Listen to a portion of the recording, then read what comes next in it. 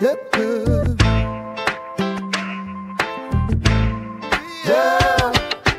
Brudi wurde Video, ja, pflanzt immer noch. Seitdem die Nachbarn das erste Mal den Duft aus seinem Garten rochen, seine Hände gezeigt. Hallo Leute, moin moin und willkommen zurück auf meinem Kanal.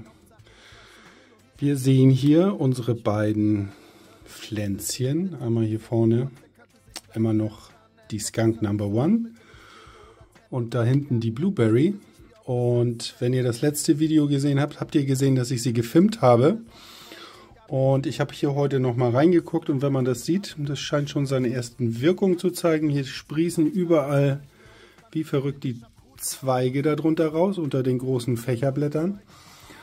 Und ich wollte heute mit euch zusammen die Fächerblätter abnehmen und auch noch mal mit euch hier über diese Verfärbung sprechen.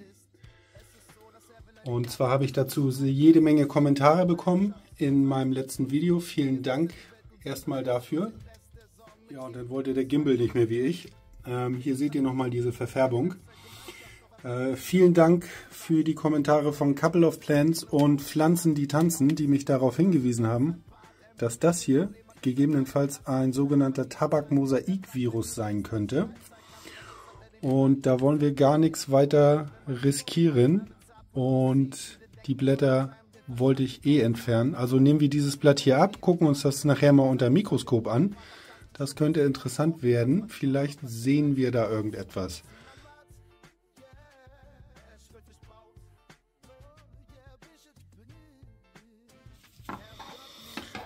So Leute, wie immer, wenn ich solche Arbeiten durchführe, oder nicht immer, aber immer öfter, ziehe ich mir jetzt dafür Handschuhe an, wie ihr unschwer erkennen könnt. Danke für die Kommentare. Ich nehme immer meine gute alte Nagelschere dafür.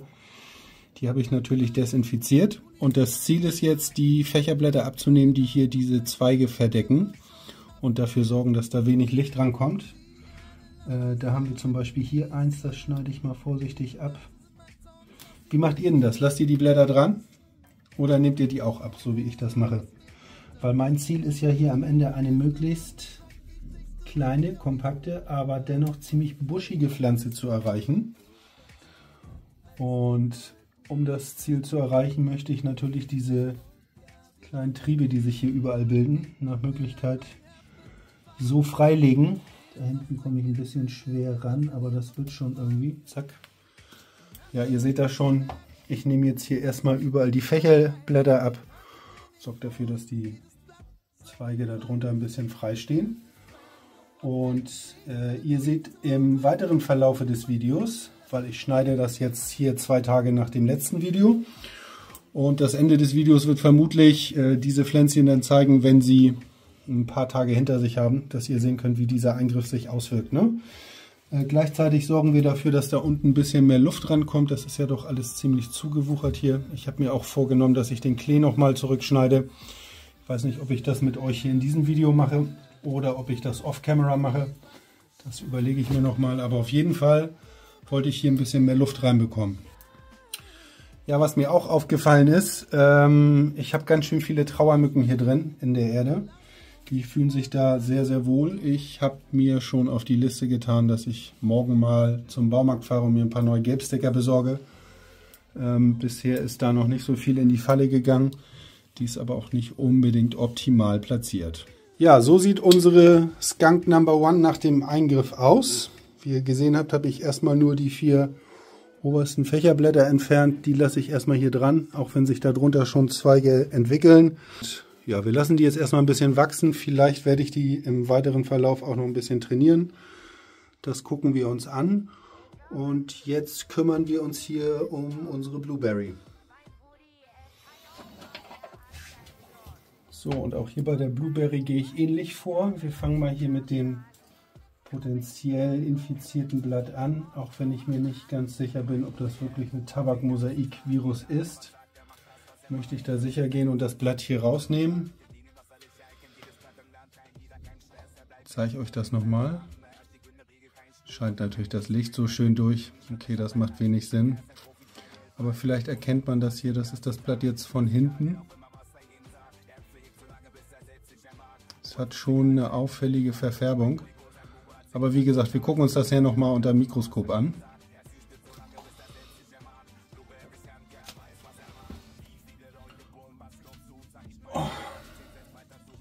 Hier muss ich, glaube ich, den nächsten Layer von Fanleaves auch schon rausnehmen, weil das ist auch schon ziemlich stark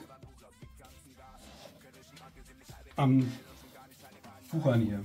Seht ihr das? Hier kommen überall Triebe raus. Hier gehen wir ein bisschen radikaler vor. Bei der Blueberry habe ich gerade beschlossen. So.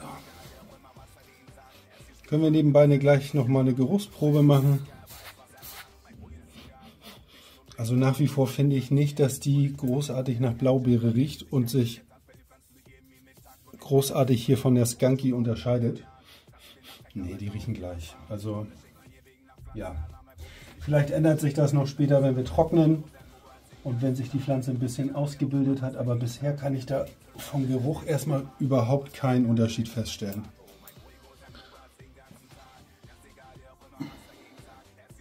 Auch hier nehmen wir nach Möglichkeit nur das Allernotwendigste weg. Ich versuche das so schon wie möglich zu machen für die Pflanze, aber dennoch so zu gestalten, dass wir die Triebe alle möglichst frei bekommen.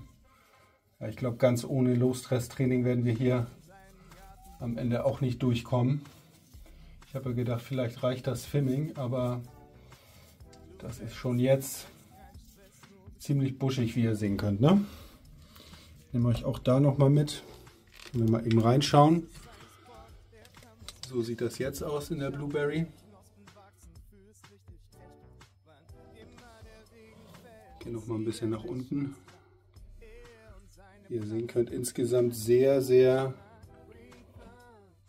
dicht gewachsen.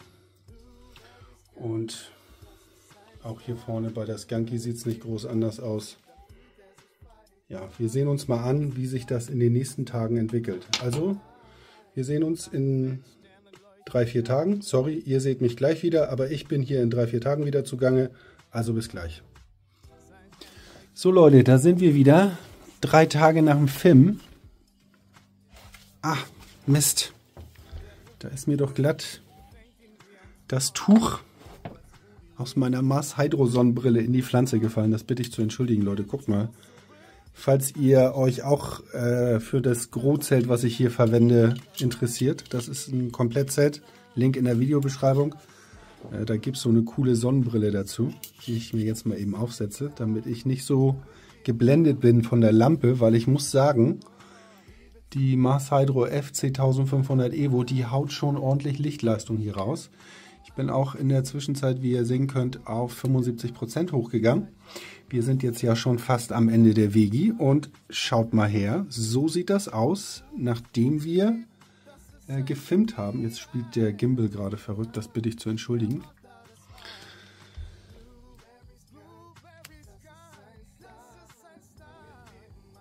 Ja, das ist unsere Blueberry. Ne, Entschuldigung, das ist die Skunky. Das ist die Blueberry, ja. Ihr seht, das Fimming zeigt seine Wirkung. Wir haben hier überall neue kleine Triebe, die rauskommen, nachdem ich sie hier oben geköpft habe. Wir können uns das mal angucken in der Nahaufnahme. Sie ist immer noch dabei, sich zu erholen. Aber was ihr vielleicht sehen könnt, wir haben hier der Gimbal schon wieder. Sorry, Leute.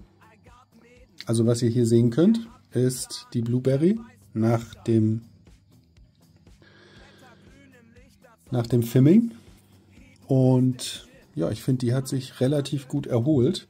Was ich heute mit euch machen will, ihr seht das vielleicht, das Klee nimmt echt überhand. Ich habe das heute schon mehrfach so zur Seite gebogen, damit die Pflanzen ein bisschen besser arbeiten können und ein bisschen atmen können auch.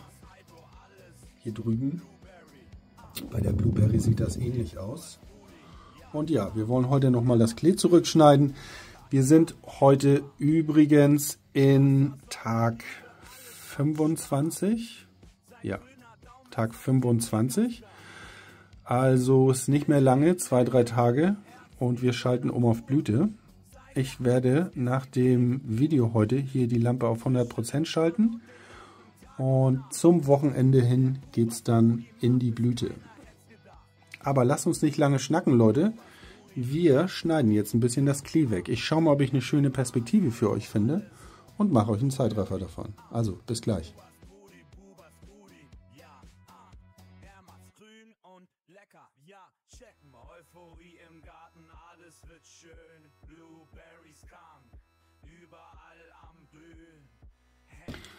So Leute, wir haben der Skunky jetzt mal einen Haarschnitt verpasst. Ihr könnt das hier mal im Vergleich sehen. Vorne, hinten bei der Blueberry steht das noch aus. Ich habe gleichzeitig, habt ihr ja gerade gesehen, im Zeitraffer ein bisschen mit Low-Stress-Training angefangen, indem ich die einzelnen Zweige hier ein bisschen versuche nach außen zu führen. Ich habe mir hier für solche Metallbügel geholt, die gibt es im Baumarkt für wenig Geld. Und die eignen sich da sehr gut für. Ziel ist einfach, die Pflanze so tief und breit wie möglich zu bekommen. Und das machen wir jetzt auch hier hinten an der Blueberry.